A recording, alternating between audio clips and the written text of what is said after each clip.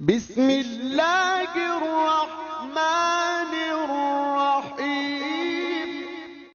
السلام علیکم ناظرین، ادب لائنز میں ایک دفعہ پھر خوش آمدید۔ آج کا ہمارا موضوع ہے جدائی کا صدمہ۔ جب پختہ ممبر رسول اللہ صلی اللہ علیہ وسلم تیار ہو گیا اور آپ صلی اللہ علیہ وسلم ممبر پر تشریف فرما ہوئے تو خشک کھجور کے تنے سے یہ صدمہ جدائی برداشت نہ ہوا۔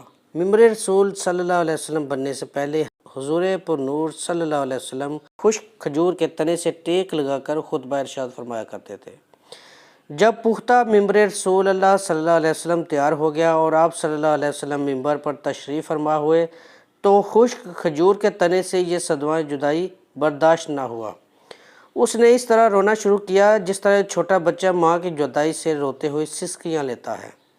مولانا رومی رحمۃ اللہ علیہ فرماتے ہیں، خشک کھجور کا تنا جس کا نام استون حنانہ تھا، رسول اللہ صلی اللہ علیہ وسلم کی جدائی سے نالا کر رہا تھا، مثل ارباب عقول کے، یعنی جیسا کہ وہ کوئی انسان ہو۔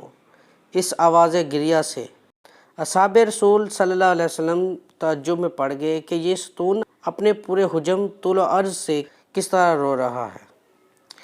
آپ صلی اللہ علیہ وسلم نے دریافت کیا، اے ستون تجھے کیا ہوا ہے؟ اس نے عرض کیا، یا رسول اللہ صلی اللہ علیہ وسلم، آپ صلی اللہ علیہ وسلم کی جدائی کا صدمہ مجھ سے برداشت نہیں ہوا۔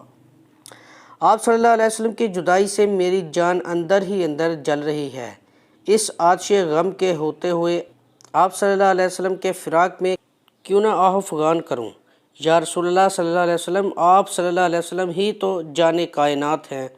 آپ صلی اللہ علیہ وسلم پہلے مجھ سے ٹیک لگاتے تھے، اب مجھ سے الگ ہو گئے ہیں اور میری جگہ دوسرا ممبر پسند فرما لیا ہے۔ حضور انور صلی اللہ علیہ وسلم نے ارشاد فرمایا، اے مبارک ستون، اگر تو چاہتا ہے تو تیرے لیے دعا کروں کہ تو سرسبز اور ثمر آور درخت ہو جائے اور تیرے پھلوں سے ہر شرقی و غربی مستفید ہو، اور کیا تو ہمیشہ کے لیے تر و تازہ ہونا چاہتا ہے یا تو پھر عالم آخرت میں کچھ چاہتا ہے؟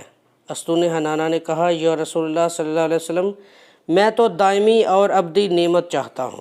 مولانا رومی رحمۃ اللہ علیہ فرماتے ہیں، اے غافل، تمہیں اس لکڑی سے سبق لینا چاہیے۔ تم انسان ہو کر دنیا فانی پر گرویدہ اور آخرت سے روگرداں ہو رہے ہو، جبکہ استون حنانہ نعمت دائمی کو نعمت فانی پر ترجیح دے رہا ہے۔